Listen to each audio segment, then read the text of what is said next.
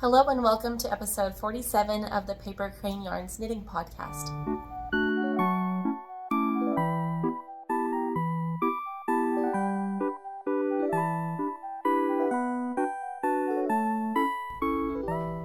My name is Ashley and I am a yarn dyer and a yarn store owner located in Alabama, USA.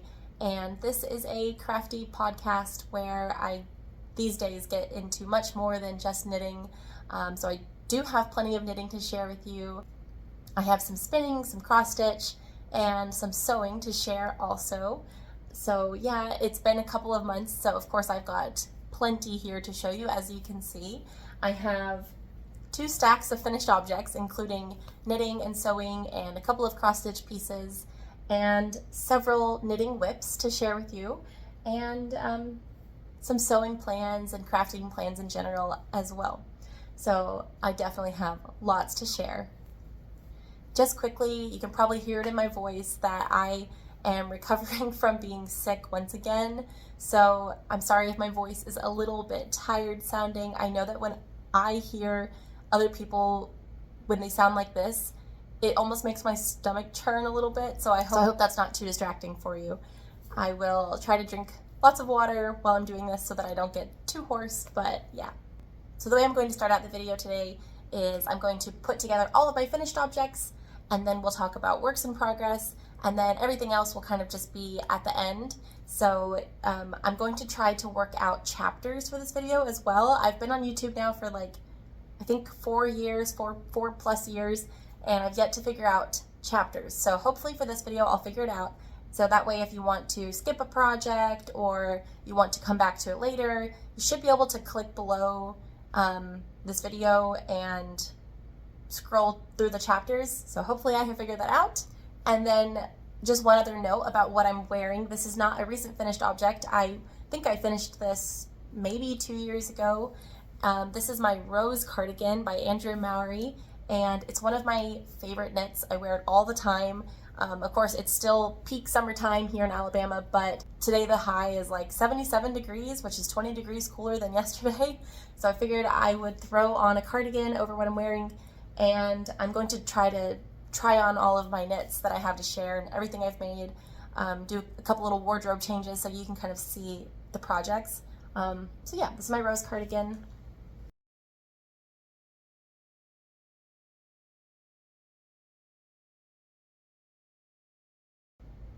And all of the yarns for this are pretty much from the Lord of the Rings collection that Treehouse Knits did a couple years ago. So 3 of the 4 colors are Lord of the Rings themed, and then this one here I threw in from La Bien Aimée. This is peanut butter and jelly, and I needed something to help to transition from the lilac to the teal. So I love this one here. And yeah, this was a really fun cardigan. I've talked about this in previous episodes, but I'll link my project down below in Ravelry. I'll link my Ravelry page for it down below as well. So yeah, let's go ahead and get started with my many finished objects.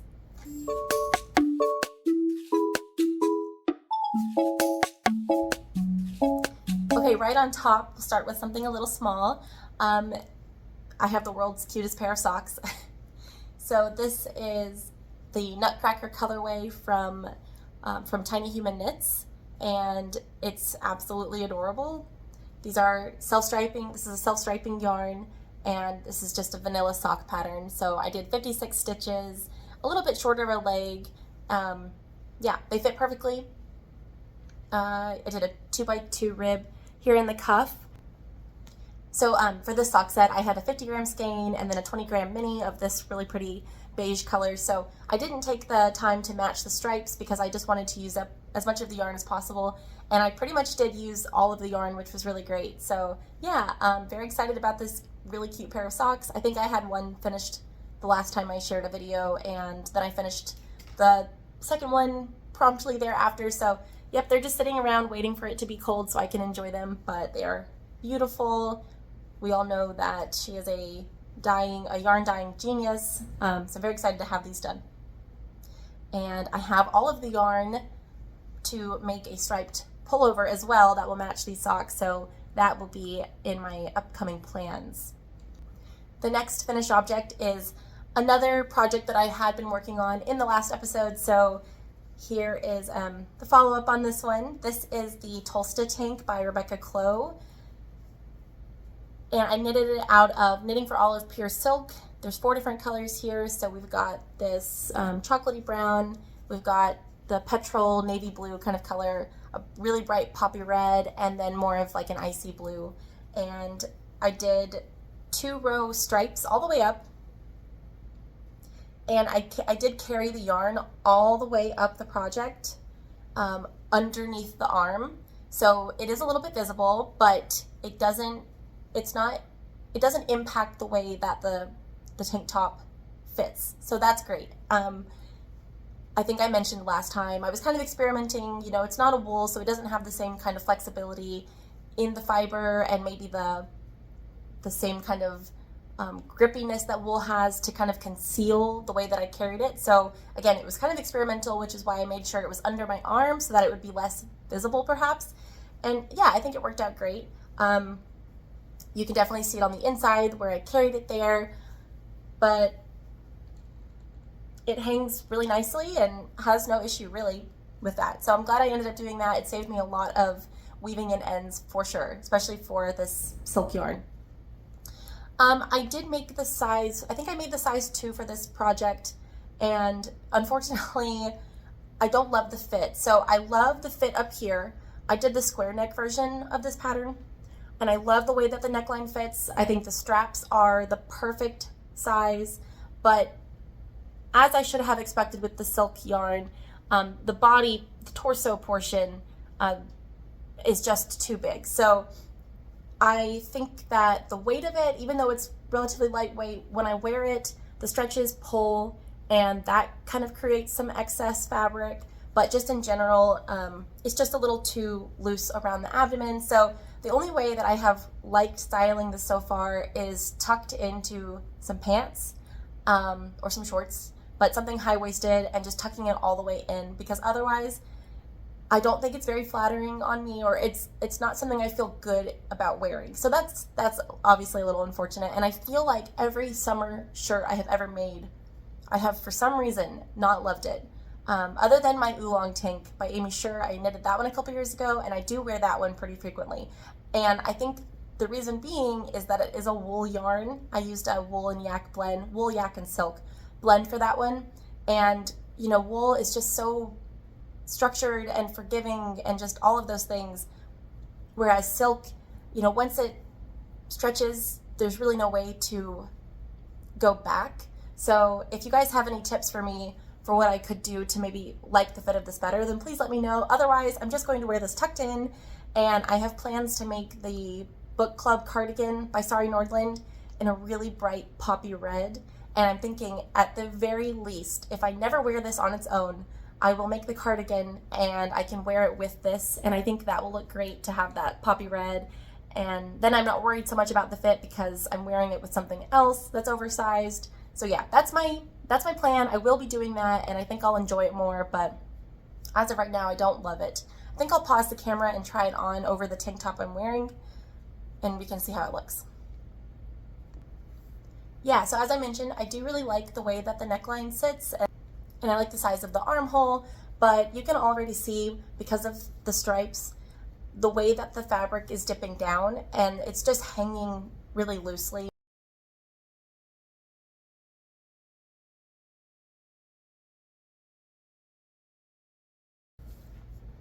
So yeah, I don't know, it's like so-so for me, and again, I tend to feel that way about my summer projects, so I guess it's par for the course.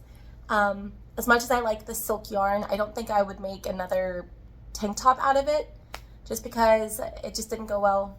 I don't know. But I do really like the colors that I chose. So when I picked out the yarn, I was a little uncertain about the composition of my color story. Like, I knew that I liked all the colors, but I wasn't sure if I would like wearing them all together like this. But I actually do really like it. So that, you know, that part was the success of the pattern. So yeah, I think as soon as I make the book club cardigan, I will fall in love with this top. But until then, it'll just be kind of so-so in my wardrobe. But yeah, I'm happy I made it just so I could get the experience of it. So my next finished object is actually another test knit that I completed for Jamie Lomax of Pacific Knit Co., the Doodle Queen. She released a Cryptid doodle pack or chart set, and I absolutely wanted to test knit it, so I'm really glad that she welcomed me into another test.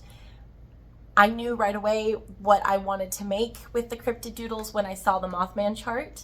So mine is all Mothman themed, and I love it so much. Like, I am greatly anticipating cold weather so that I can wear this. Yeah, so Mothman is my favorite cryptid, and I have been a lifelong Fallout player. So if you're familiar with Fallout or Fallout 76, in Fallout 76, the Mothman is kind of like, they took the Mothman idea and they made it like a mutated species, basically, to kind of match the whole theme of the nuclear apocalypse. And yeah, so I themed this off of kind of the Mothman in Fallout 76. It was so fun.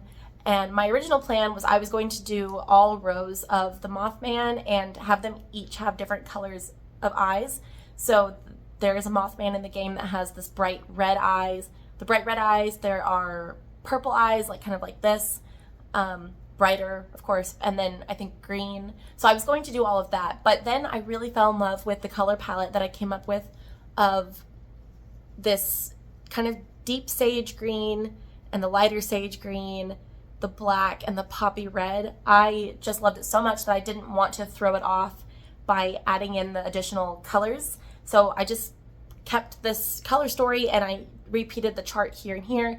I did not do the Mothman chart exactly the same way with the yarns that I was holding for both of them. So I will hold it closely and hopefully you can kind of see that my Mothmen are fuzzy. I thought that would be a fun element to add. And so you can see right here at the base of this Mothman, I was actually holding 4 strands of mohair.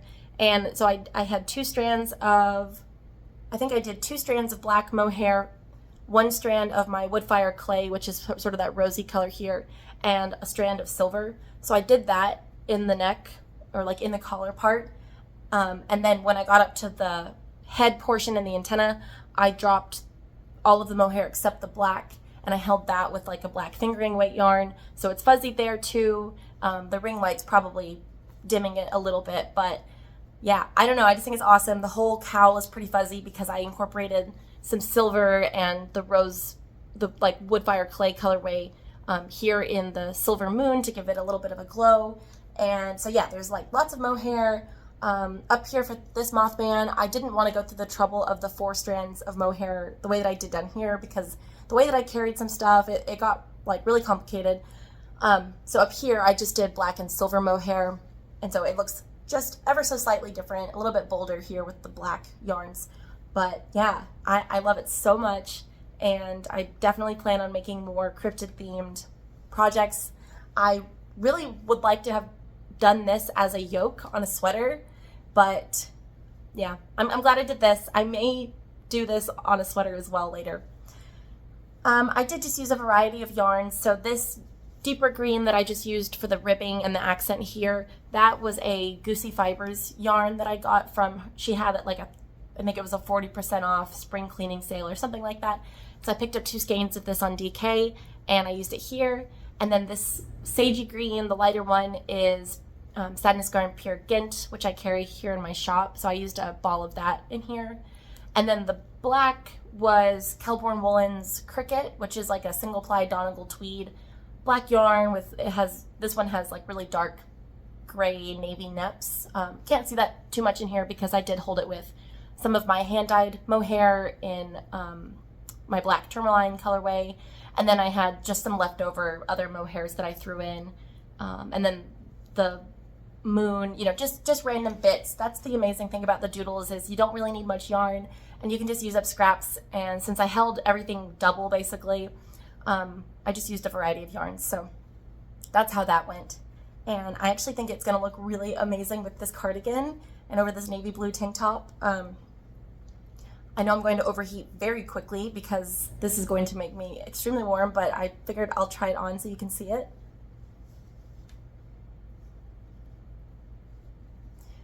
So I love the way that this one sits.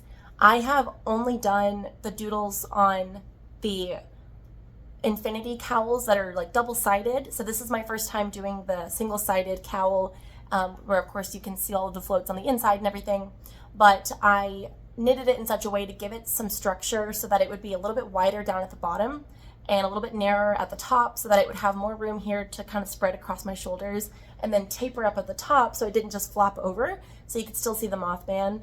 Of course, if I hold it up like this, you can definitely see it, but I really wanted to give it some structure so that it would just kind of hang out on its own and you could really still see what I did here. So I'm really happy with it, and mostly the way that I did that was by holding all of the strands together and creating much more dense fabric than if I had just done a single strand of like merino DK, which is what I usually do, because I usually with the infinity cowl, it's like you want the drape, but this I wanted structure. So yeah, I think it worked out awesome. This is something I'm like really proud of and probably going to wear all the time. So yeah, my Mothman cowl is looking great. So yeah, there's that. I wish I could keep it on. I'm so excited for cold weather. Goodness gracious. All right, let's move on. So now we're getting into my finished garments, which is exciting. So I have a couple of finished sweaters to share. This is another one that I had started previously. So this is the Lykke Pullover by Sari Nordlund. And I think I actually started this several months ago. And the most that I did was familiarize myself with the pattern, and I started knitting like the back upper portion of the neck, and then I stuck it in a bag under my desk here, and I just didn't think about pulling it out for a couple months. And then one random day, a couple of my friends came to the shop to sit and knit on a weekday, so my daughter was here, and one of them had brought their daughters, so they were playing together, and I wanted to pull out a project that I could just kind of work on that was a little bit less complicated than some of the other stuff I worked on. And basically, I pulled it out the one time, and I finished the whole sweater. So it was good. I'm glad that they came, and I got that motivation of working on it again, because then I just worked on it until it was done, which was great, because I really love this pattern and I really wanted to finish it. It's so cute. This is double-stranded all throughout. It's a fingering yarn and a mohair held double. For the fingering weight yarn, I used Pearl Soho linen quill in 2 different colors. And then for the mohair, it's my hand-dyed mohair. The pink is my Hygge colorway, and the red is my California Poppy. And my Hygge colorway was almost identical to the fingering weight, the Pearl Soho linen quill. And then my California Poppy was a little bit, I would say a little bit more red than the fingering weight, than the linen quill. So it came out more on the orange-red side, which is what I was going for, but it's a little bit more orange than my California Poppy colorway, just FYI. So yeah, it's really cute. It's a drop shoulder, and of course it has this really amazing texture or stitch pattern all throughout to give it these chevron stripes. It has the contrast edges for the sleeve and the hem. And I'm gonna throw it on so you can see it. So here it is, and I love it so much. It has a little bit of a bell sleeve going on here. Yeah, just a little bit, which I think is really cute and complementary to this design overall. It's exciting to put this on because every time I finish projects in the warm weather, you know, it's like I finish it and I block it and then I fold it and put it away until it's nice and cool to wear it. So it's kind of fun to get to throw this on. I'm very excited to wear this one when the weather cools off. I really love it. I believe I knit size 3 of the pattern. Again, I'll have Ravelry linked down below to confirm, but I was on gauge and I think the fit is perfect. So my measurements are 33-inch upper bust, 36-inch full bust, and I have like a 6-inch difference with my waist and my bust. So generally I pick garment sizes based on my full bust. I try to take into account my upper bust, the little difference there. And sometimes I have an issue with the fit around my waist, like with the tank top because of that. So something I'm really going to consider in the future is picking a size based on more of my waist and upper bust size, and then including darts or something to accommodate for the full bust, because I really want to make more tailored sweaters. I have a lot of oversized sweaters, but anyway, this sweater worked out really well, I would say, with the size that I picked, and I did a straight size. I didn't modify it, so I'm really happy with this one. And I have found, I think what it is drop shoulder. You know, those can be really hit or miss for a lot of people. I know a lot of people kind of take issue with the fit of a drop shoulder, but I have found that it works well with my body type. So yeah, that's a plus. Like, I've knitted enough drop shoulders now, and of course circular yokes and raglans, to think that drop shoulders tend to fit me the best. So I'm going to consider that in the future if I'm knitting a sweater that maybe because of the stitch pattern I can't as easily add in bust darts or something like that. But anyway,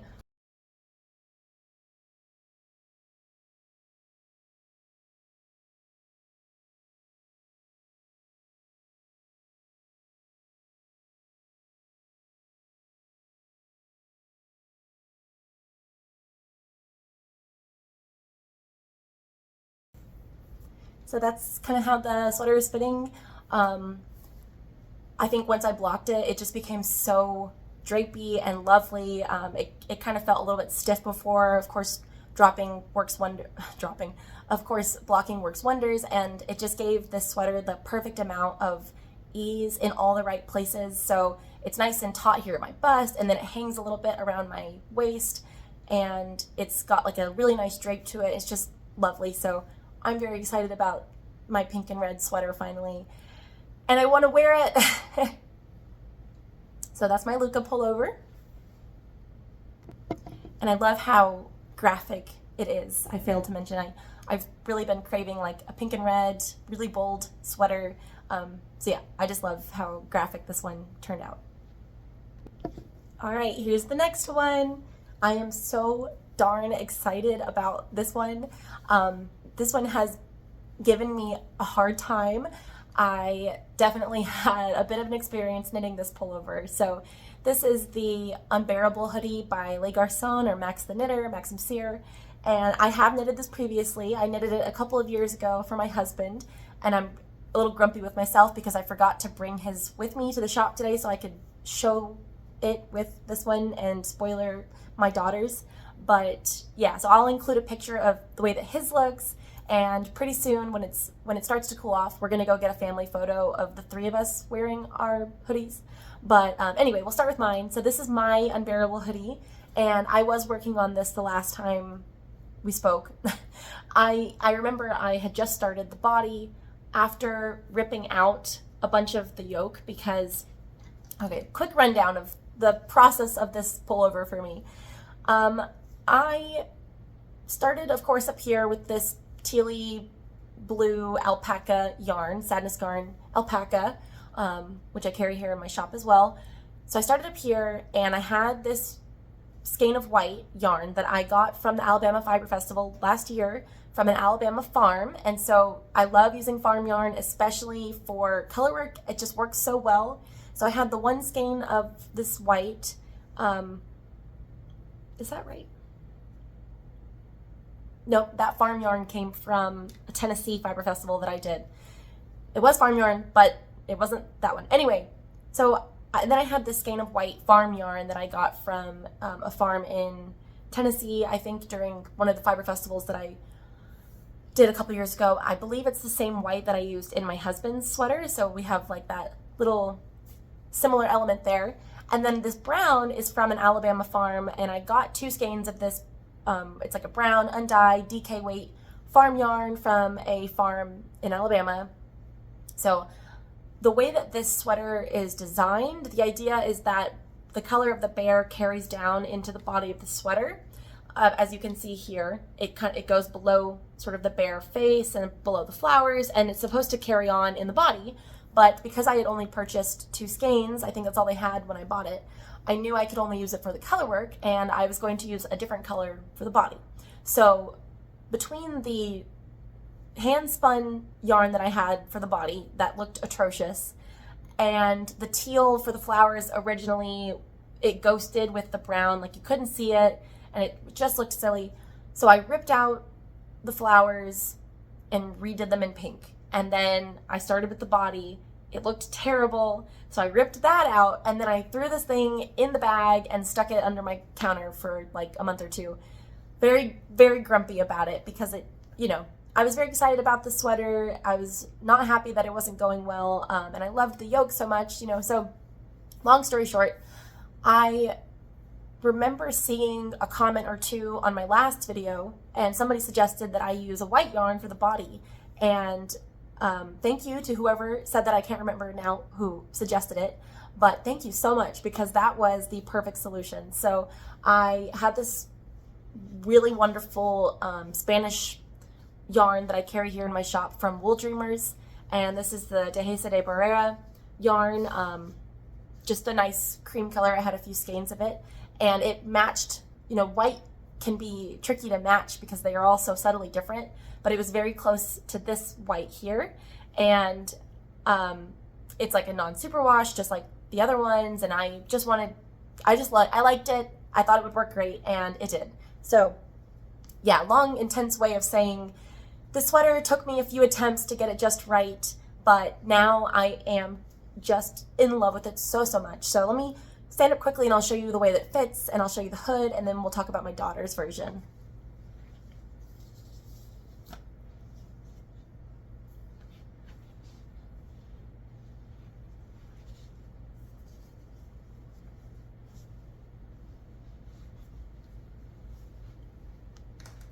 It has the perfect oversized hoodie feel while being the perfect size in the shoulders, of course, because it's completely custom made for me.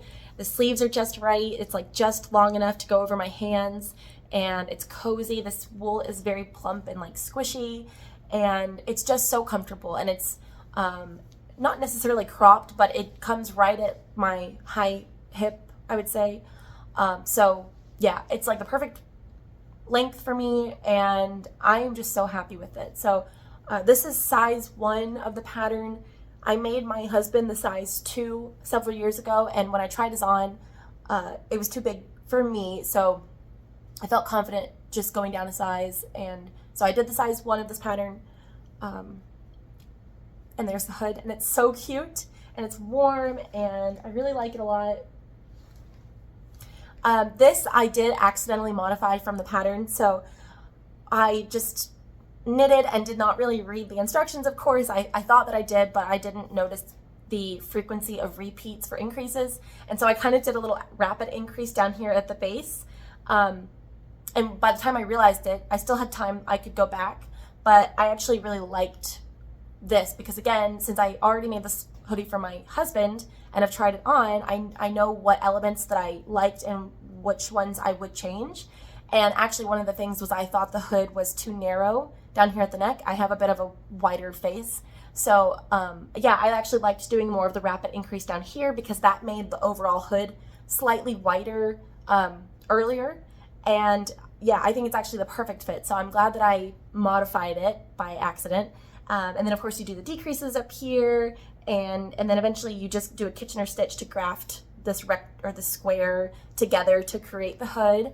And at the very end you go through and you pick up all the stitches around, and you knit so many rows in stockinette, and then you fold it over, and you can either whip stitch it down, or I do the bind off, where you bind off with an edge stitch all the way around.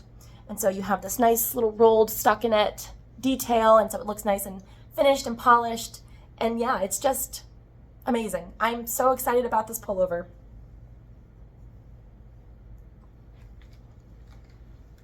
That's the way the hood sits. So very, very cute.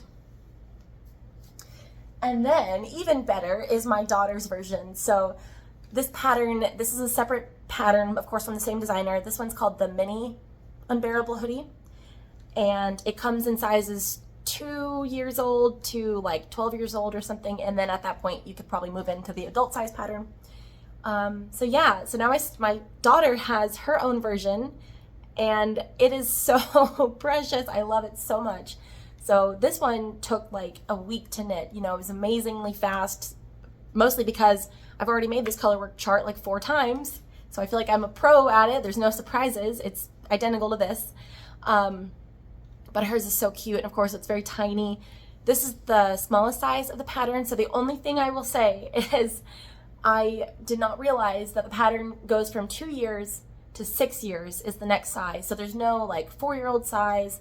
And my daughter just turned 3 on Tuesday. So I was a little bit nervous to make the 2-year-old size, thinking like, what if it's too small?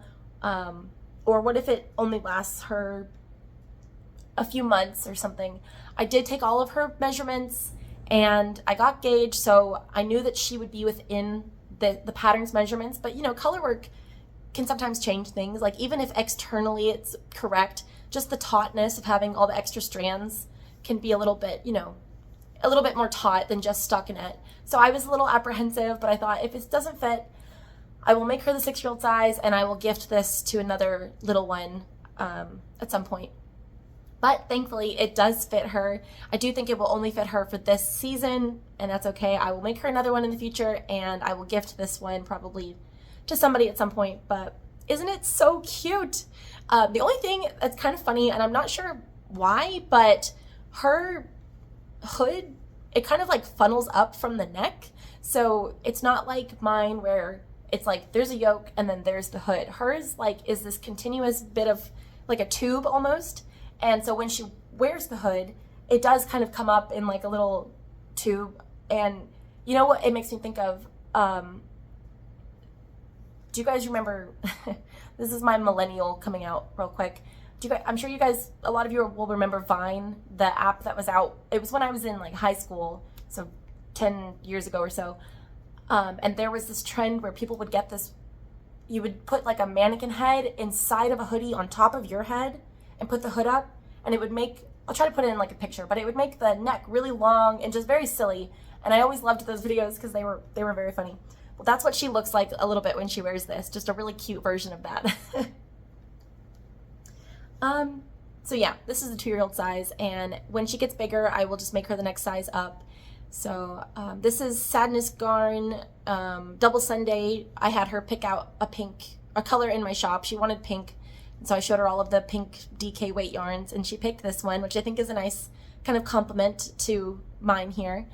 And this is the same, this is the Dehesa de Barrera that I used for my body.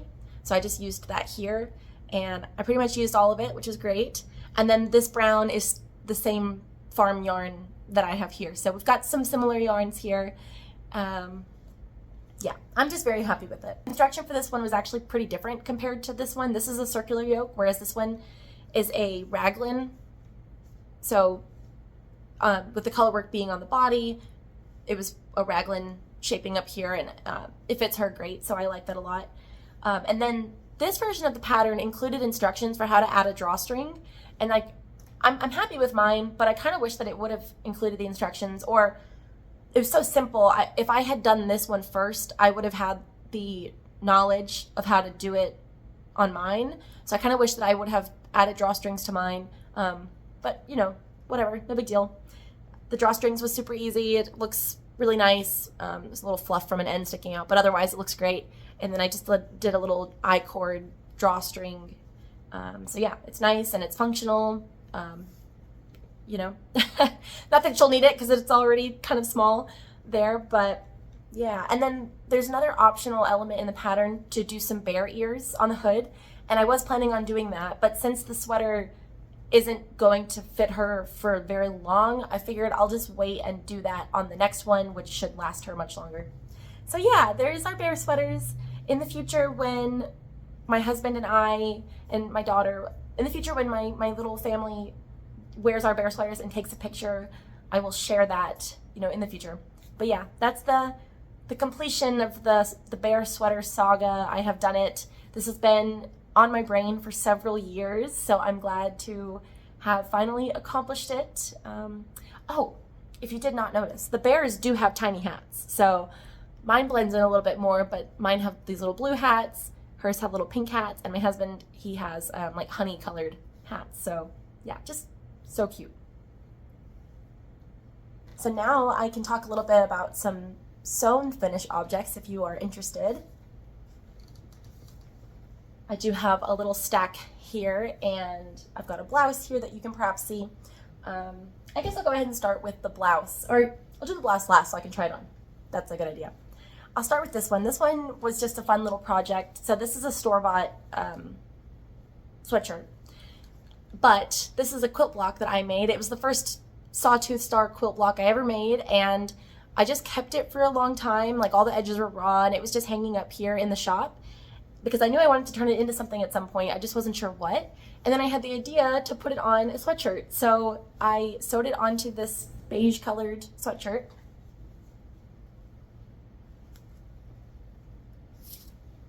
I think it's so cute. So I'm really excited about this. I have plans to make a couple of these as gifts for some friends, and then I might make just a variety of sizes and color palettes and stuff and sell them at my shop, you know, just for fun. But yeah, now, you know, I went on a little adventure when I was picking out my sweatshirt. So I don't know if you have ever worn a polyester sweatshirt, but it is the bane of my existence. It is the most uncomfortable thing I could put on my body.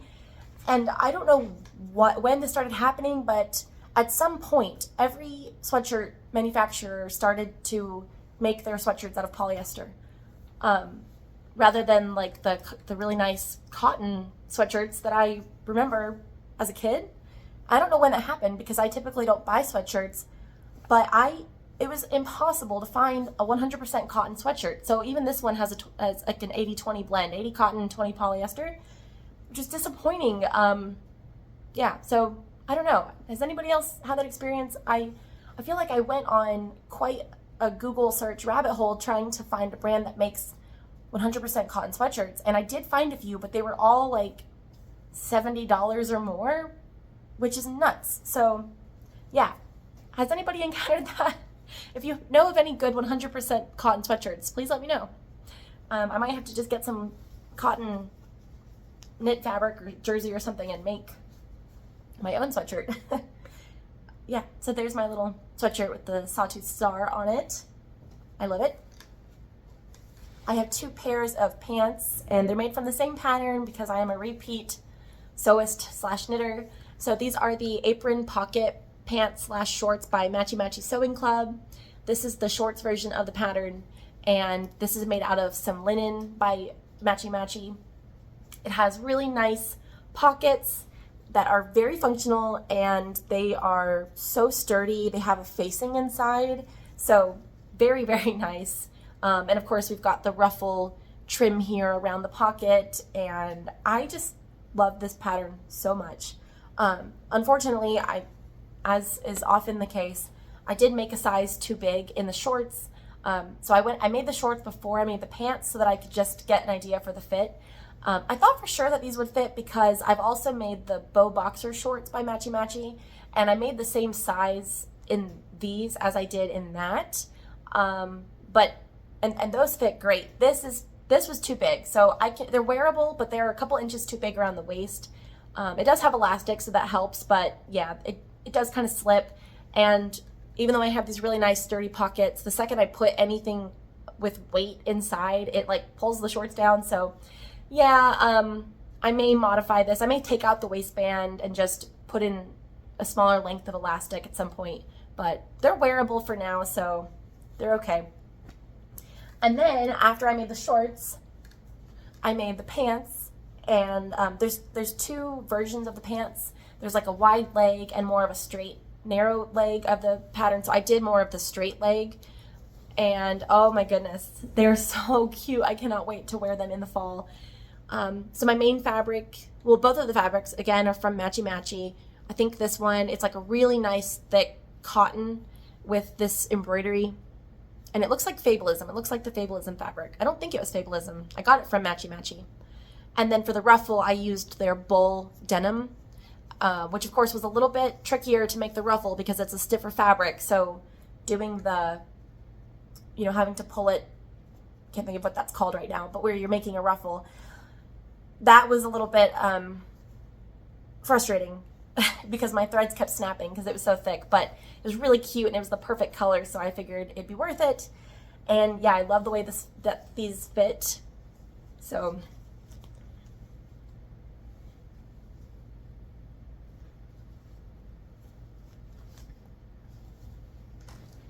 I'll insert a photo of an outfit that I'm really excited to wear when it's cool enough, but I have a hand-knitted cardigan in a very similar color to this that I'm going to wear with these trousers, and it's going to be so cute. So yeah, I'm very excited for my fall wardrobe this year.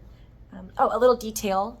So I did use, for my top thread here, I used the same kind of umber mustard yellow thread to match the contrast color here. And then my facing on the inside is also that really nice full denim. So I think that this is probably the nicest sewn garment I've ever made, which is really exciting because it's like I can actually see my progress. And what's funny is I actually made a big mistake when I was sewing the pants. It was something very silly and it involved a lot of seam ripping. Like basically I finished all of the pockets and I put them on, and like the pocket part is what takes the longest because of the ruffle edge and applying that and doing all the facing. And so I did the two front panels of the legs, and then I sewed the two fronts together. And I was like, when I was going over with my machine, I was like, I don't remember passing through this much fabric with the shorts, and it's because I didn't. So I made the mistake, and as soon as I took it off the machine, I knew what I had done, and it took forever, and it was very tricky to get the pockets out of that seam. So yeah, that was annoying, but it was amazing. So there's that. I think I should take off my hoodie because I'm starting to sweat. So here is my next finished object. This is the Nepheline Blouse by Vivian, Shao, Chen, and I love it. It's so cute. It's very oversized. I'll stand up and show. So it works really well just worn out like this, or there's enough fabric I can tuck it into something, which is how I wore it at Knit in Public Day when I debuted this little number. But for me, the most interesting part is the fabric. So just a quick note, I am not happy with the way that I got the ruffle neckline to sit. Mine flops over. So yeah, I have to work on that if I make this blouse again. It would be really cute if it sat up the way it was supposed to, but it does kind of hang open. So that's my only thing, you know. But there were some details in this pattern, like techniques that I never tried before, which was kind of nice. So here we've got this sort of pleating over the, it's sort of a pleating over the sleeve, which is really cute. And so that was a new technique for me. Doing sewn buttonholes was a new technique. I had never made buttonholes on a machine before. So yeah, that was fun. That was a little bit of a learning curve. It took me a few tries to get it just right. And when I did, so that was great. And I sewed on some cute little buttons, just navy blue buttons. But yeah, the fabric. So if you guys will recall, last time I shared this bag that I got from Fat Squirrel Fibers, Amy Beth, using this amazing fabric. And, you know, I just got my pet rabbit, Junimo, who, I just love him so much. But I love this fabric so much that I thought I wanted to try to find it and see if I could get it on a thinner fabric, since this is like a canvas, to make a blouse. And so I did find this fabric, and it was from Hawthorne Supply Company, and it was sort of like Spoonflower, where they will print the design on a fabric of your choice. So I had it made on the cotton lawn, which is a really great blouse fabric. So yes, now I have my matching bag and blouse, and I also got the ruffle fabric from them. It's just a contrast yellow. Yeah, I really wish that I could find a way to make it sit better on me. I might have to look into like starching it or something. I haven't done that, but maybe I can do a running thread through it and gather it again. I don't know. But yeah, that's my adorable Nephiline blouse. It's so pretty, and it has my rabbits and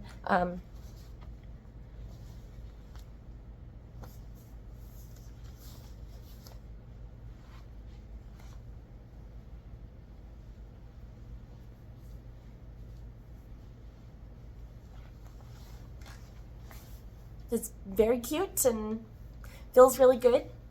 So that's that. So now I just have two finished cross stitch pieces to share, and then we'll move on to works in progress. I'll try to show these quickly in case you're not very interested. So the last time I recorded, I mentioned that my two of my best friends were going to Japan, and they were going to try to find me some Liberty fabric from the Sanrio collection that is just printed in Japan. and I was, you know, really hopeful they would find it, and they totally did. And I have shared this on my Instagram, so you may have seen this. I love this bag from the department store. They ended up not finding it anywhere except for this big department store that I Googled, and it had like everything. So they found me this beautiful Hello Kitty Liberty fabric. You can see that she's in there. Just, she's got different toys and flowers, like she's on a little, one of the little ponies. She's got some stacking rings and all kinds of stuff. It's very cute, and I'm so excited about this. So originally I intended on using this for the Nepheline blouse, but I think I may actually try a different style of blouse, because this is obviously very precious fabric, and I don't love the neckline. So I'm kind of considering the Josephina blouse. Yeah, I'm gonna figure it out. I'm not gonna cut into it anytime soon until I know exactly what I want to make. But because they brought me this fabric, see, the camera seems to have gotten dark. I hope it didn't get dark. Can't tell. As a thank you gift, I stitched them this pattern from the Frosted Pumpkin Stitchery, and it is just one of their Around the World series patterns, and it's of course based on Japan. So we've got, it says Konnichiwa Japan, and it has a Japanese flag. It's got little mochi and a bento box, and it's just really cute. It was very fun to stitch, and I loved the color palette. So I've made this for them as a thank you gift, and they have been so busy these past couple weeks since I finished this, so I actually haven't really seen them to gift this to them yet, which is great, so I can show it to you guys here. But I am excited to give this to them. I think it's really cute. I had a lot of fun stitching it. I did not frame this with glass so that it wouldn't have a glare. I'm not sure where they'll put it in their home, and the glass made it a little bit too taut in the frame anyway. I should have framed it a little bit farther over here, but it's no big deal. Yeah, I think it's so cute. It does have some gold thread. That was annoying to stitch with, but worth it. I think it's really pretty.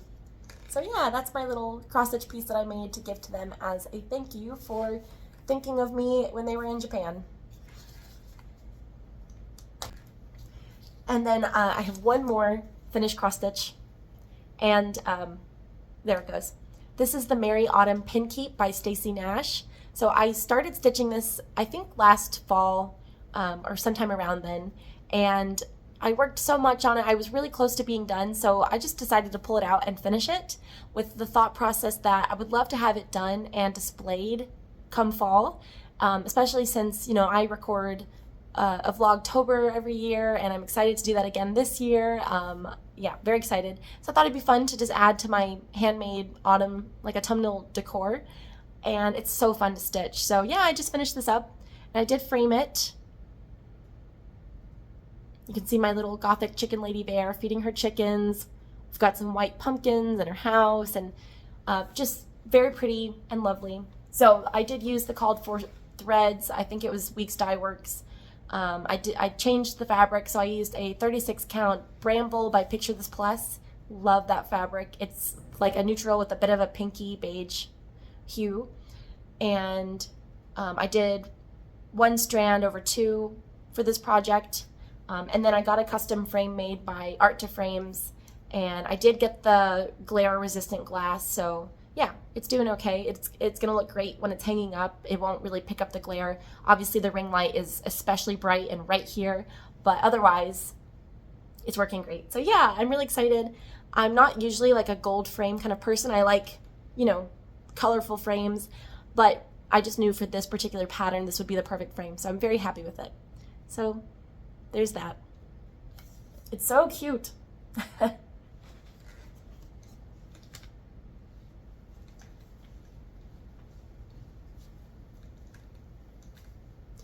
I guess I do actually have one more kind of finished object. This is for spinning, and I'll be quick, but of course Tour de Fleece just happened, and I didn't make like really big grand plans because there's so many things I'm already working on, but I just wanted to finish spinning up a skein for sort of a fade.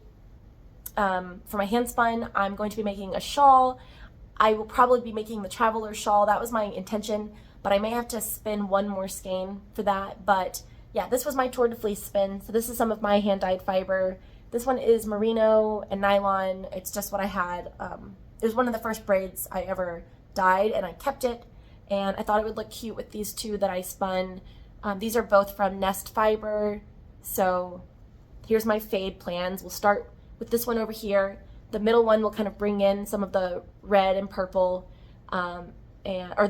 the middle one will kind of bring in some of the red, and then this last one ties it together, bringing in the purple. But I do have some fiber braids that I think would make a really great fourth color. So if I do need another skein, it kind of pulls from this, but it goes darker, and it has like a little bit of charcoal in it too, and so it'll really deepen the overall look. But yeah, that's my hand spun. So this was my Tour de Fleece spin for 2025. These are all 2-ply fractal spins, and yeah, they're so nice and squishy, and I'm very excited to knit with them. So that will be a project pretty soon. And then I do actually have a quilt top that I finished. So I'll show this to you, and then we'll get into my works in progress. I will insert some photos because you won't be able to see it. I mean, it's pretty big, but I wanted to give you guys just an idea of what it looks like because I am in love with this project. So these are all fabrics that I kind of put together in my head for a while, and then I got all the fabrics and I started to add to them. So originally it was more of just like the cream and this kind of color.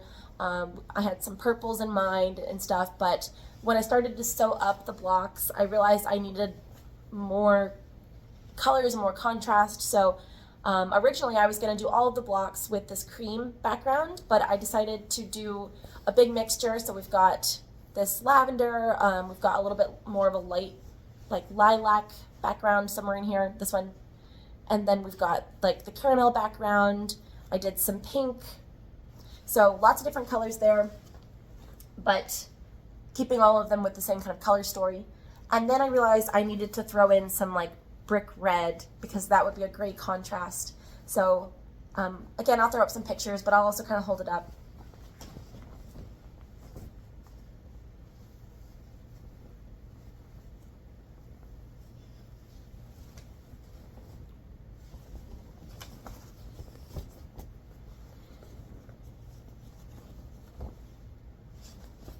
So obviously I'm pretty close to the camera, so I'm not sure how much of that you kind of got to see, but yeah, I'm so excited. And my batting just got here, and I already have my backing fabric. So this coming week, I'm going to finish this quilt, and I'm going to just love it forever. When I shared this on Instagram, I had quite a few people tell me that it has inspired them to create either their first quilt or to try a bigger project, and so that's really exciting. That's, the joy of sharing the stuff that we make, is helping other people to find inspiration and hopefully make it for themselves, or try new things. So that's really awesome. Yeah, I'm very excited about this. I think it's gorgeous, and yeah, just that's all I can say about it, really. I'm very excited. Now I'm covered in threads since those edges are raw. I've got threads all over my clothes. I'm gonna have to vacuum in here. So that already took an hour, which is ridiculous. I had so many projects to share, but let's go ahead and move on to works in progress.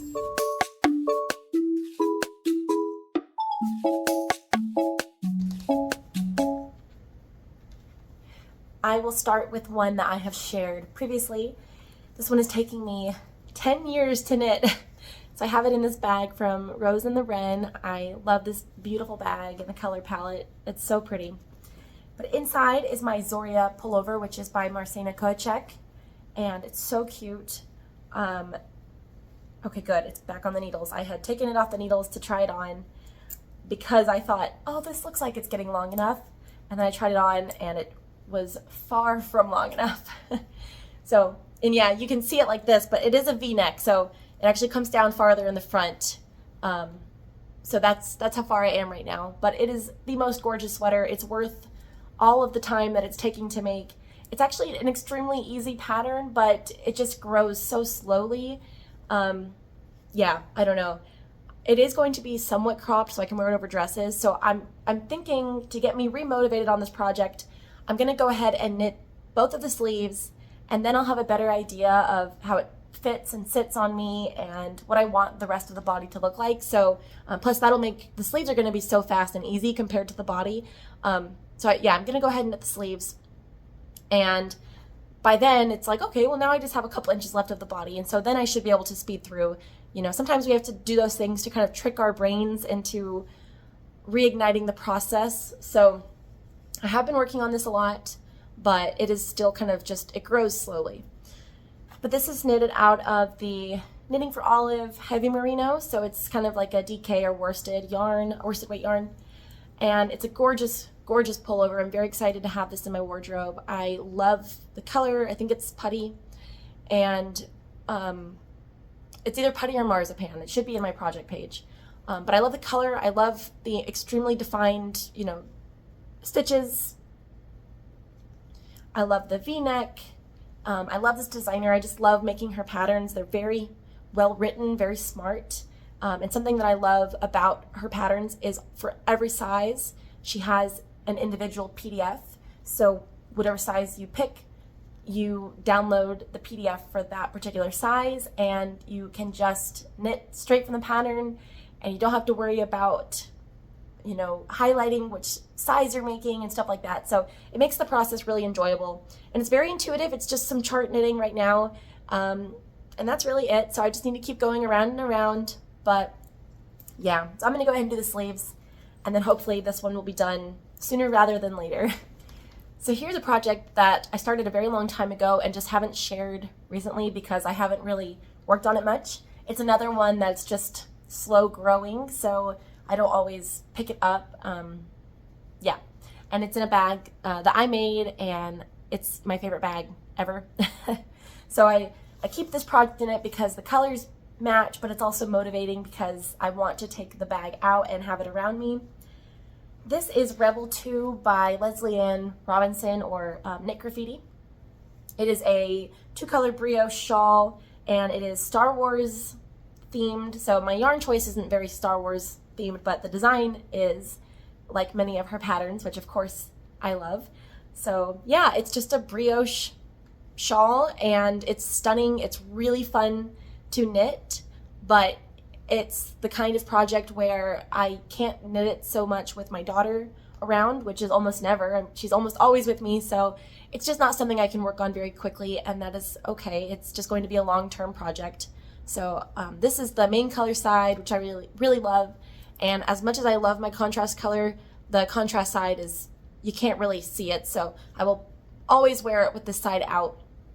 But you know, I actually think that this is the top of the neck, and when I block it, it should look more like the pattern design, but this is actually supposed to sit more flat. So I think my little point up here is really tight. I can't even remember how I cast it on. It's been so long.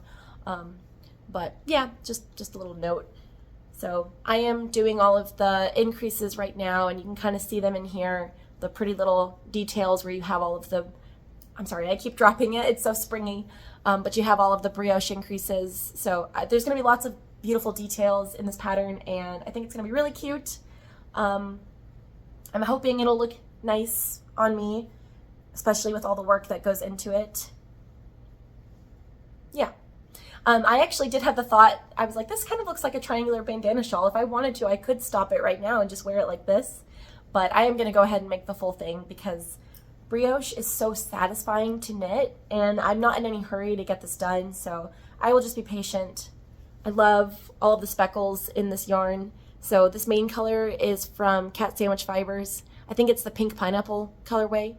And then the contrast is my Moon River colorway, but it's on a merino cashmere nylon blend, so it's not quite as, the color's not quite as rich as on some other bases.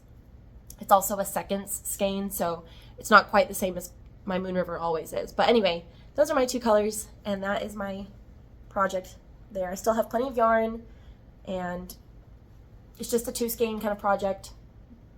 When I look at this, I feel like I haven't done anything. There's still a lot to go.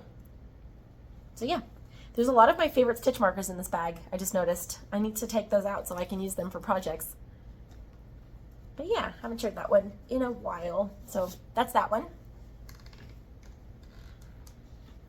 My next one is a new cast on, and this is kind of a continuing the saga of my Unbearable sweater. So I did have my sweater spin that I was going to use for the body of that pullover, and again, it was just way too busy in terms of the colors and the nature of this fiber. I won't rehash the whole story, but it was not fun to spin, but it is beautiful and soft, but it created very nubby kind of yarn. There's all these silk bits that are like neps, but then there's also lots of thick and thin bits from where I spun it and plied it. It was just, it's an alpaca fiber, so it was a little bit trickier to spin. It was alpaca with really slick silk.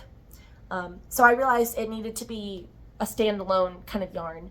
And because it was kind of bulky, I realized that the Felix Pullover would be the perfect option because the stitch gauge would be easy to achieve with this thick yarn. And yeah, so I am making the Felix Pullover.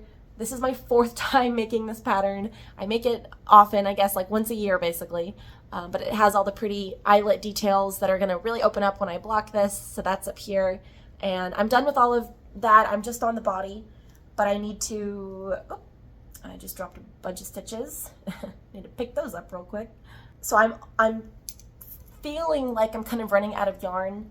I still have 2 of my skeins of hand spun and a little bit of the skein I'm currently working on, but as you can see, it's still very short. It would be very cropped. So I think what I'm going to do is I'm going to go ahead and knit both of the sleeves because I want the sleeves to be long, and then I will just use whatever's left to finish the length of the body.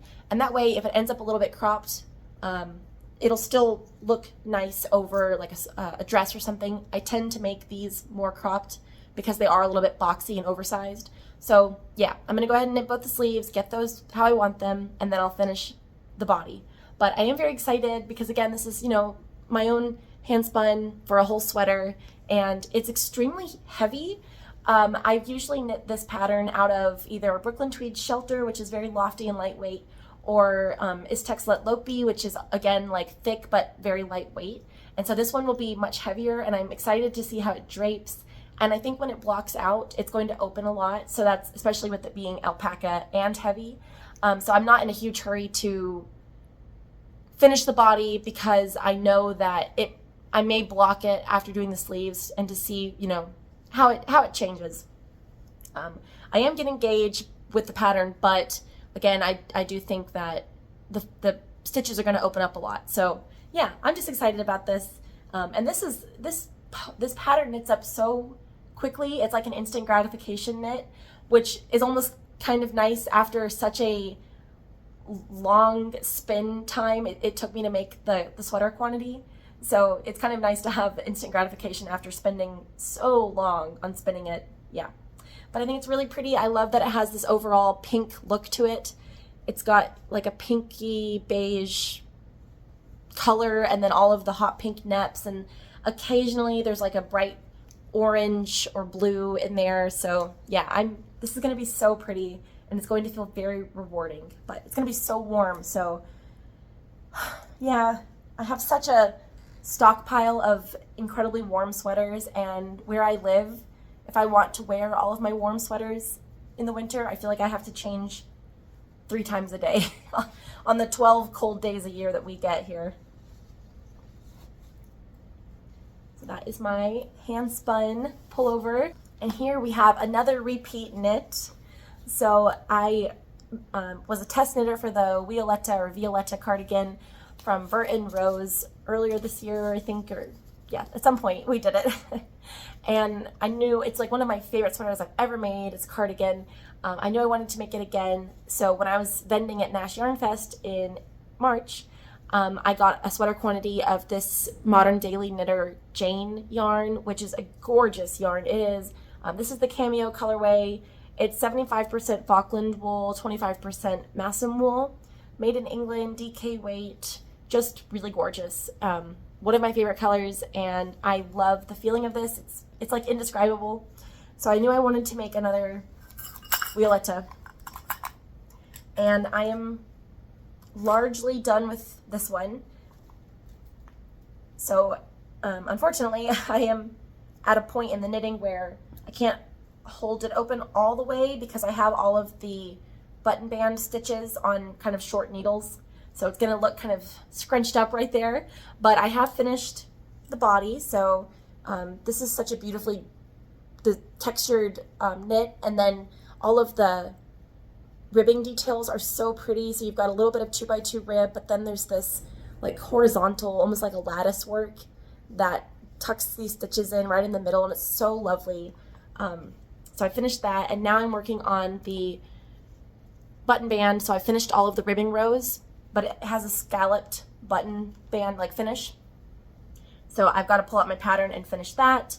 I was working on this at a brewery a couple of nights ago.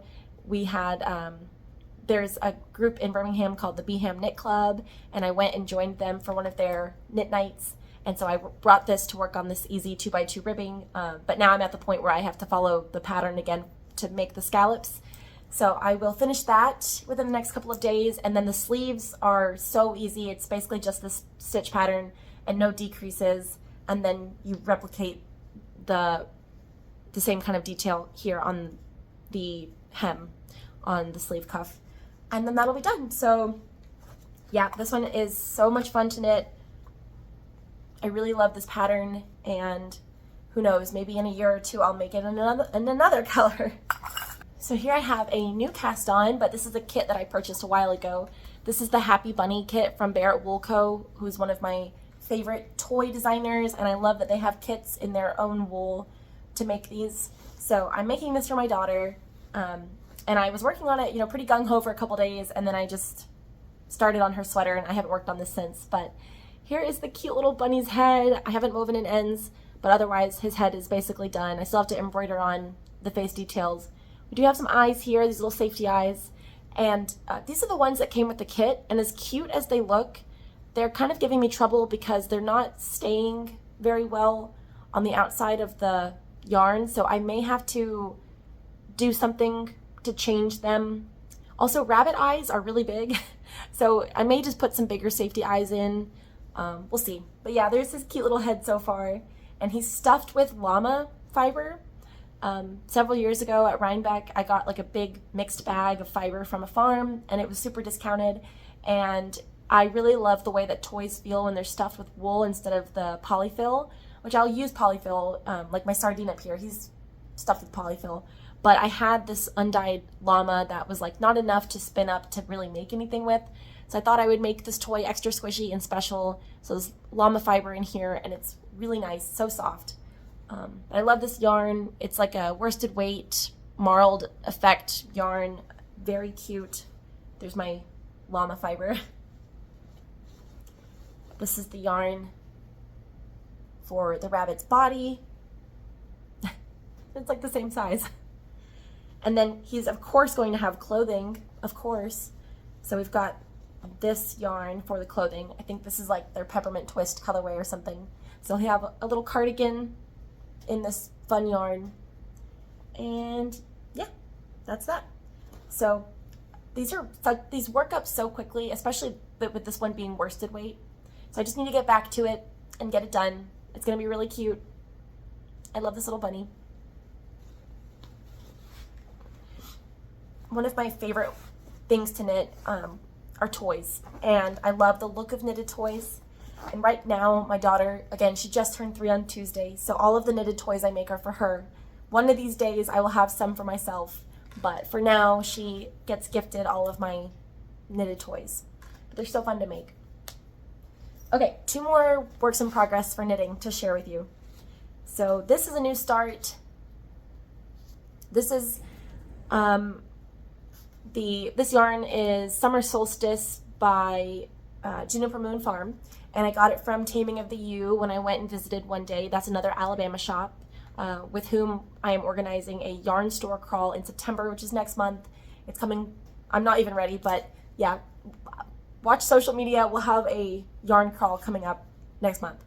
But I got this yarn from her, and I had already been sort of shopping for yarn to make this set. I am making the Flutter Buttshirt and shorts from Jessie May Designs.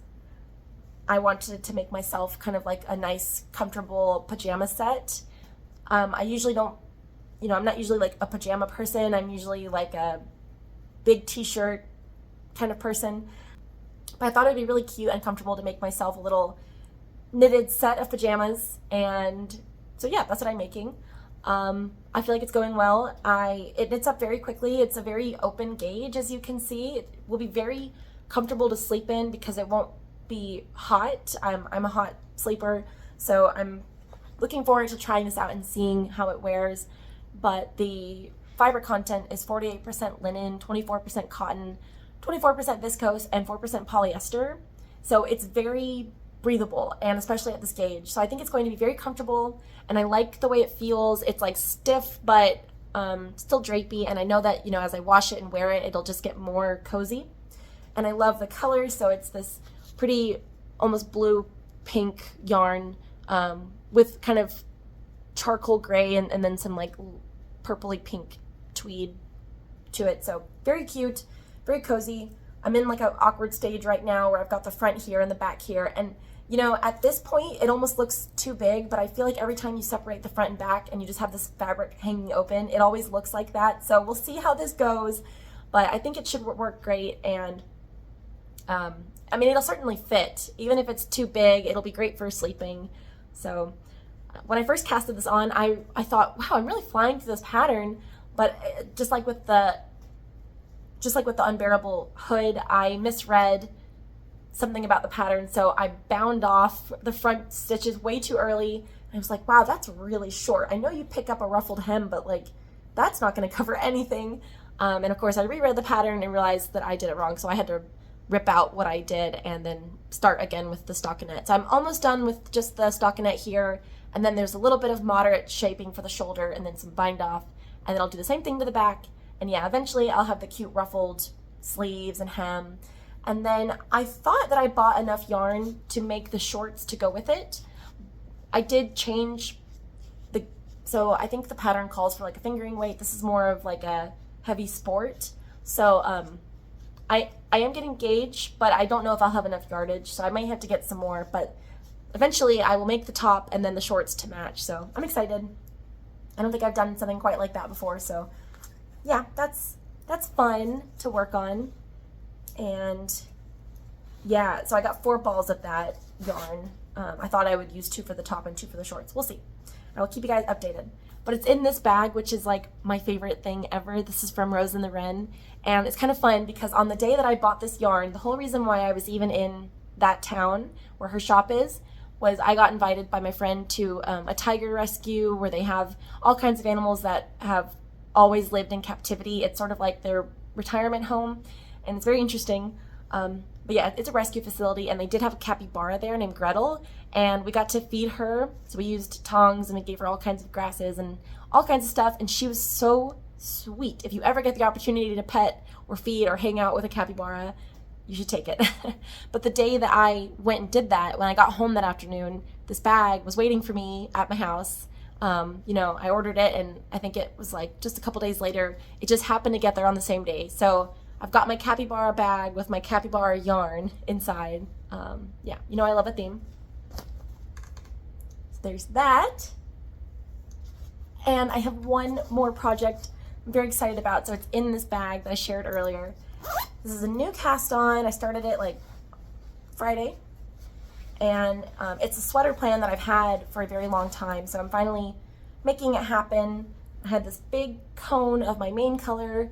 I think this is Harrisville Designs. I believe that's right. But it's like a woolly fingering weight yarn. And then I have just this white skein of it for contrast. But this is the Saskie Pullover by Saskie & Co., formerly the Petite Knitter. And oh my gosh, it's so stunning.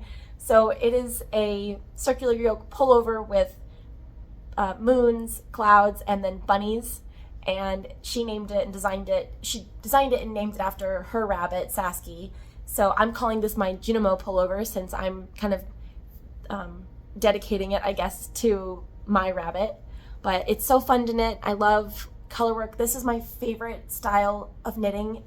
This particular kind of yarn, like thin kind of 2-ply woolly yarn on 4mm needles doing color work is like the most comfortable and satisfying way for me to knit. Like the tactile experience, the look of it, just everything. It's the it's my favorite knitting. If I could only do this forever, I would be okay with that. So I'm really enjoying this project. I love the way it looks. I love the way it feels. It starts with the little contrast cast on in your main color, and then you do all of this beautiful color work, and I'm using white so that, you know, the clouds and the bunnies and everything would stand out a lot. And then I've got this beautiful navy that is really not showing up on camera well, but it kind of glows. It's so pretty. So that will really carry that will really carry the whole project. So the white is just up here at the top, and you'll have seen a picture that I've inserted, but I think I will finish this one sooner than all of my other projects because I'm just enjoying knitting it so much. So I've just started on the bunnies. I've got their ears going here, and then yeah, eventually it'll just be knitting in the round. So I'm so happy to be knitting this project. I'm gonna have to put it in a bigger bag or wind little cakes because this cone barely fits in here, but I wanted to use my rabbit bag for my rabbit pullover. So I'm going to share just 3 cross stitch whips, and I'll go pretty quickly, but I just wanted to share them because I've been working on them. And then let's look down. And then I think I'll talk a little bit about my crafty plans other than finishing the things I'm showing you here. So in this bag that I made when I first started cross stitching, my bug bag, I have my Fallout themed cross stitch in here. I have been working on this. This is the vintage Fallout sampler. It's found on Etsy. I think it's Jack the Stitcher, something like that is the designer. And yeah, I have put in some progress. So I finally finished this big motif here, which has all of the, I guess, just if you don't like stuff like this, you might want to skip forward a little bit. But there are my rad roaches from the game, and I finished that big motif. This was very labor intensive because the way that the pattern is formatted, it doesn't work in any software that I use for cross stitch, and you can't print it. It's just a big mess. So it was tricky to visually grasp this when I was stitching it, but finally I got the hang of it. So I managed to get it done, and I've added my death claw up there. We've got like a stem pack over here, and I've started on this little motif with the mini nukes and I'm working on the border, and I've added in some of the alphabet and stuff like that. So yeah, this is coming along. Love this project so very much. I'm stitching this on a 14 count Aida from Forbidden Fiber Co., and I'm just using 1 color of DMC, but I'm doing 2 strands, so 2/1 on this Aida, and I'm very excited about it. So 2 Fallout themed projects in 1 video. I've loved that game forever, and I've been playing it again recently, so it's been on my mind a lot. So there's that one. So my next one is the one that I said in my last video I was going to just exclusively work on. I think I said that. No, I said I was going to work on my unicorn project exclusively. I barely touched it. And then I did all this other stitching behind me. But in June, wow, that was already a month ago. June was the Strawberry Moon, and I don't think I've shared this since, but I worked on this in June for the Strawberry Moon sale hosted by Marjorie of Marjorie Made. So this is Strawberry Mountain by JetX Stitch, and I have put in a lot of work. Now I'm not sure if I shared this. I don't know. If I did, I did. If I didn't, here we go. So it's so cute. I'm about 33% of the way done. I'm a third of the way done, really. I've got my cute little strawberries. I love the striped strawberry. I've got my moth here. I've got all of the beautiful colors coming in, the little pile of strawberries there. I'm very excited about this very 8-bit multicolor, like vaporwave style strawberry. It's gonna be really big right here in the middle, and then this little mountain's gonna come back down, and it's gonna have symmetrical elements in a different color, in other hues from the color palette. So this one is very exciting. I absolutely love this, and I love the fabric. This is 32 count linen in the colorway Brick from Fiber on a Whim. So yeah, stunning and gorgeous, and I love this color palette. And I wish I just had all the time in the world, right? Don't we all? I'm using my little over the garden wall needle minder.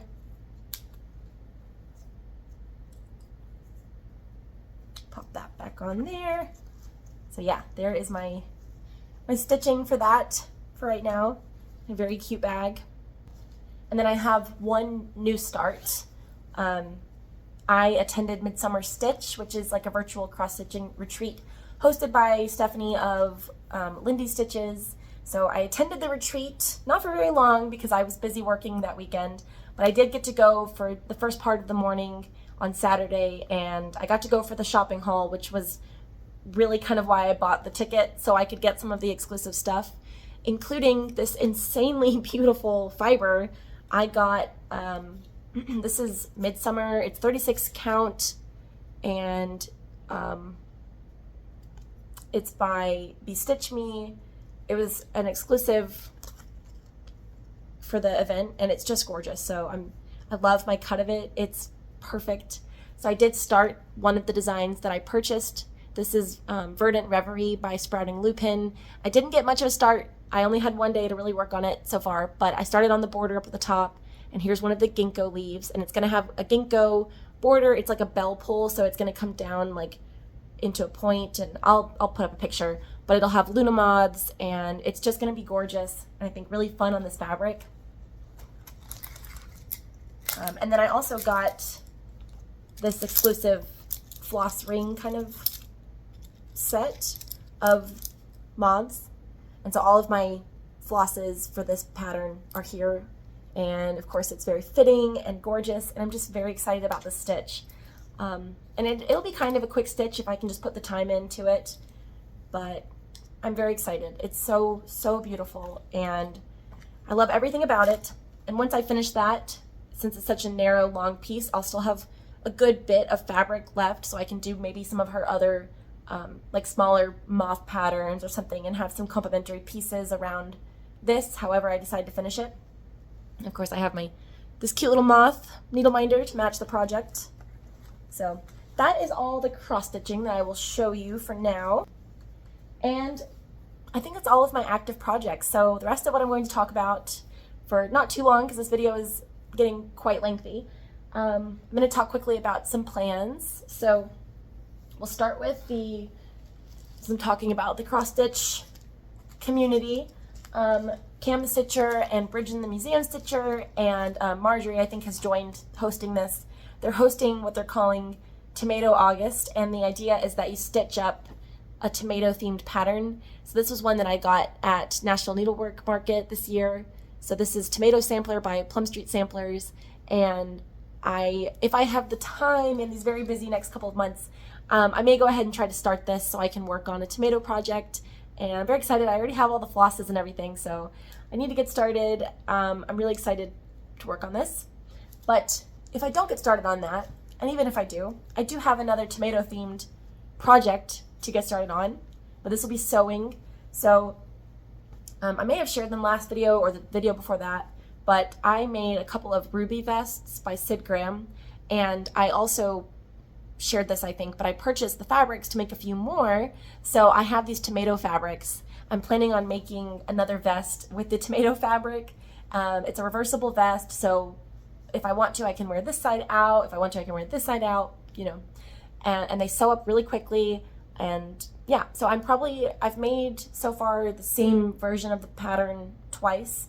I may do a new version of the pattern, try it out a little differently, but yeah, I'm going to make a tomato vest. And I also just this morning ordered some linen fabrics with tomatoes to make the Studio Craft Tee by Matchy Sewing Club. And so I'm going to have more tomato themed garments in my wardrobe apparently.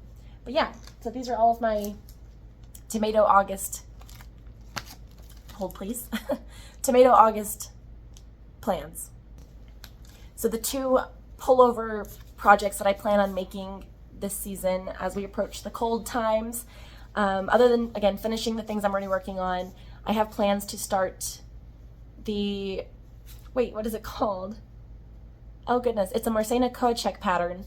I'll put up a picture and I'll put up the details on the screen. I can't remember now what it's called, but it's based on like the herb garden, I think. But it's a beautiful pullover with like I don't know, it's just gorgeous. Everything about it just speaks to me. I've had the pattern for a couple months now. I believe I got it for free. I don't remember why, but I finally got the yarn for it, and I think I'm using the same yarn that she used in her version. This is like the softest yarn I've ever felt. I'm very excited to make this and to work with it. It's Camo Rose Lamald, I think is how you say it. It's 50% llama and 50% virgin wool, so it's so soft and has a little bit of a halo that, again, hopefully the ring light isn't distorting it too much. And it's my favorite color of pink. It's like mauve, dusty pink, so pretty. I'm very excited to work with this and make that beautiful pullover. So I have a whole sweater quantity over there, and I'm going to cast this on as soon as I finish another pullover. So when I finish my Wioletta Cardigan, that's probably the one I'll finish the soonest. When I finish that, I'm going to cast on for this one. And then the other one I'm excited to make, and this is going to crinkle, is the Eros Pullover by Petite Knit. It's a striped, I think it's a raglan shaped pullover. I think that's the one I'm going to go with. Anyway, I have this yarn set from Tiny Human Knits, and it's in the Nutcracker colorway, just like the socks that I made. And so I'm going to make a pullover. I've got the mohair here and then the fingering weight yarn. So I'm going to be holding it double and making the most gorgeous striped pullover. And I'm very excited.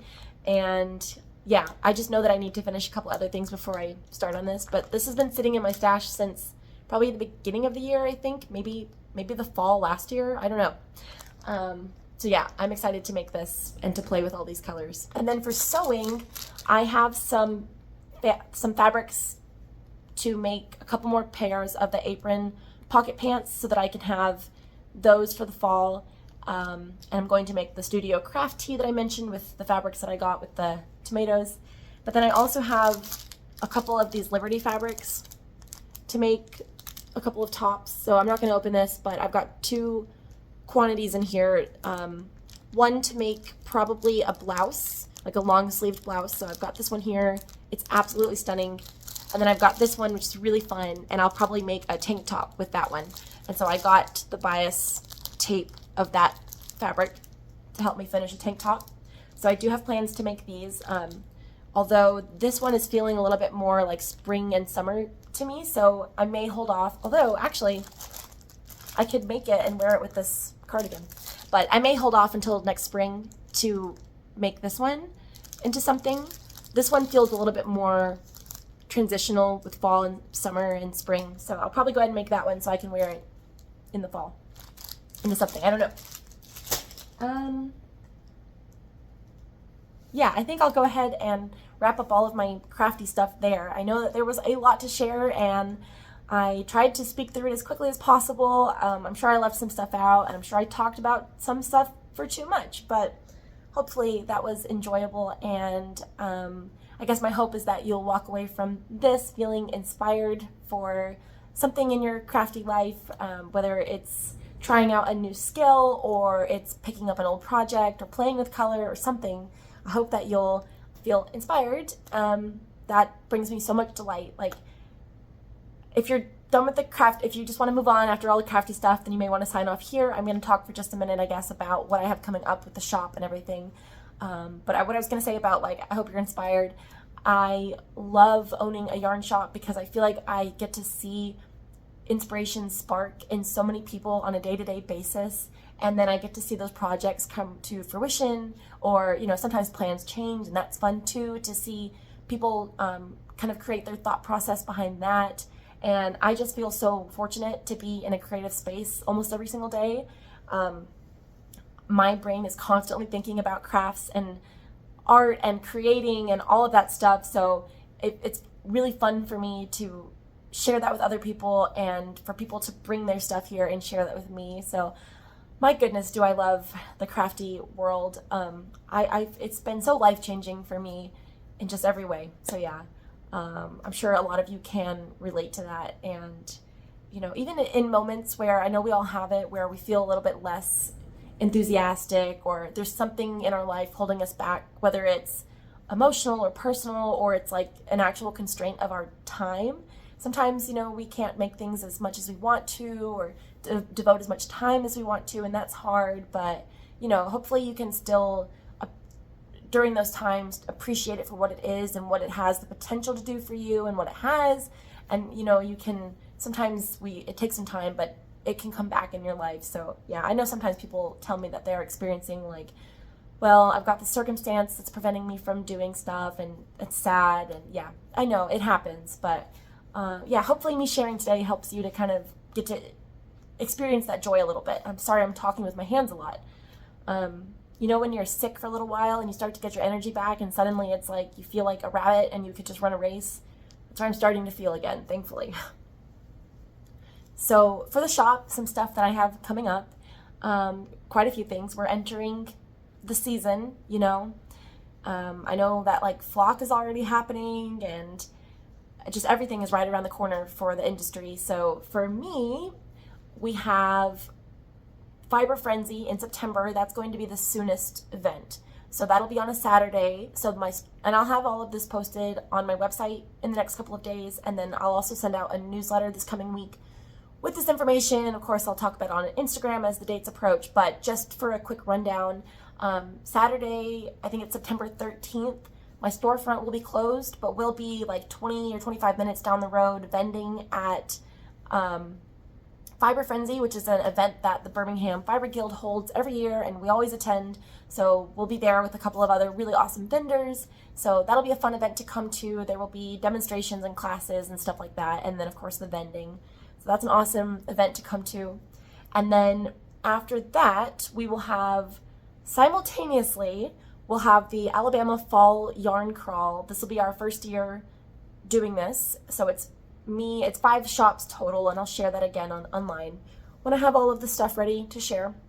So I'll have the yarn crawl in September, and that same week, it's like the 3rd week of September, I will be closed for 3 days. It's really unfortunate timing that we're doing the yarn crawl on the same week that I'm going out of town for 3 days, but as some of you know, I have tickets to go to the Stardew Valley, the Symphony of Seasons event in September, and I'm so excited. I got to go last year when they did the first tour with the smaller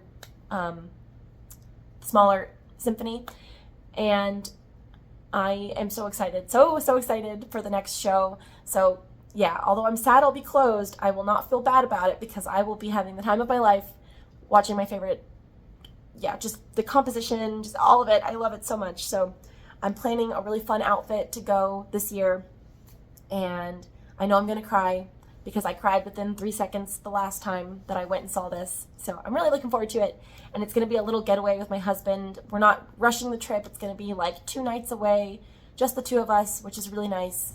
So I'm very excited for that. So that's September, and then in October, of course, I'll be filming Vlogtober, so that's daily vlogs of just what I'm getting up to in my life. That'll be crafty and traveling because we are going to SAF, so I'll be vending at SAF towards the end of October. And as many of you know, I was supposed to vend last year, but sadly that area of North Carolina was completely devastated by natural disaster. So thankfully they, have been on this long road of recovery, and so SAF, barring any emergency situations again, SAF will happen this year, and I will be a vendor this year, my first time. So I'm excited, and I love that area of the country so much. So I'm really hoping that they're all recovering really well. I'm looking forward to going and seeing it and getting to participate in that local community and all of that. So I've got SAF in October, and then like 2 weeks later, I think, middle of November, we have the Alabama Fiber Festival. So that's going to be exciting too. So there you go. That's the rundown for everything I've got coming up this fall, if you were curious, because there is a lot, and I'm getting sort of stressed out about it. So then I guess keeping it very quick, I don't really have a lot of personal stuff that I want to talk about today, especially with this video being so long, but I just turned 29. I feel like I'm getting up there. No, I'm just kidding, but I did just turn 29, and my daughter just turned 3, which is amazing. I just can't believe it. So she's about to start dance classes. Like, it's going to be very, casual for her age group and just very exciting. She loves to dance. She always has. So I'm very happy for her that she gets to do that in the next couple of weeks, and hopefully it goes well and she loves it. So we're looking forward to that. We just got a library card. So I haven't had a library card since I lived in Birmingham, because I live in a different county, and I just haven't had a library card. So I finally went and took care of that. And now, you know, it's like the best thing ever, getting to go to the library again after all these years. So that's a big personal update. My daughter's really enjoying it now that she loves reading. She is already getting the hang of sight words so well. It's just amazing just to see, you know, how quickly she's developing. It's just insane. So we've been enjoying the library. This is the first free Sunday I've had in the past 2 months to come and record. I have been having adventures this summer. It's been amazing. I think the first couple of years when you have a child, you know, it's hard to plan to do things, but now she's a bit older, so it's easier. So we've been canoeing a bunch on Sundays. We've been going out to a lake and canoeing, and it's been so much fun. I have all kinds of weird marks on my body from where the sun has decided to scorn me. But yeah, it's been really fun canoeing, and we've just been doing other stuff. Of course, the garden has been busy. I've eaten my weight in fresh tomatoes. It's been awesome, and all kinds of other stuff from the garden. That's been really nice. And our chickens are all getting really big now, so they're all full grown basically. And you know, we've got 12 of them. They're very busy and fun and all of that, so that's been really fun. My rabbit has been doing really well. We are best buds. He cuddles with me and just all of that. He does his 5 a.m. ballet routine. He loves to do binkies in the morning, and it's just so cute. The really sad update that I have is that my Chihuahua Bella, she passed away very unexpectedly. That was very traumatic and difficult and sad, and it was like 2 weeks or so after we got Junimo the rabbit, and so it just felt like really this big contrast of like joy and happiness of having my bunny finally, and then losing a companion that has meant so much to me in my life. So I know many people know what that experience is like. So yeah, still kind of grieving the loss of Bella, very sad. And then my husband's great grandmother actually passed away this past week. So yesterday we had her memorial service. She was actually 102, which is remarkable. She had a very beautiful storied life, so it's just remarkable, and I'm glad that I had the pleasure of meeting her a couple of times. And you know, my daughter, she was when she was first born, we went to visit Jason's great grandmother, and so we had the 5 generations sort of, you know, of this family of women together for a picture. So we do have a picture of, you know, Jason's great grandmother, which is my daughter's great great grandmother, of course. We've got her, and then my daughter's great grandmother, which is my husband's grandmother, and then my husband's mother, my mother-in-law, me, and my daughter. And so it's amazing to see these 5 generations of women, of girls coming together. I treasure that photo and the fact that we had that opportunity so much. So I think it's really cool. And yeah, I think that kind of wraps up where I've been and what I've been doing. You guys keep me in your thoughts in these next couple of months as I'm experiencing festival season and lots of travel and trying to keep up with all of the yarn dyeing. It feels like an impossibility sometimes, but yeah, so anyway, thanks for hanging out with me. This is another long one, as usual. I hope you enjoyed. Let me know what you're working on, and I hope to talk to you guys soon. I have my work cut out for me with editing this one. Okay, bye!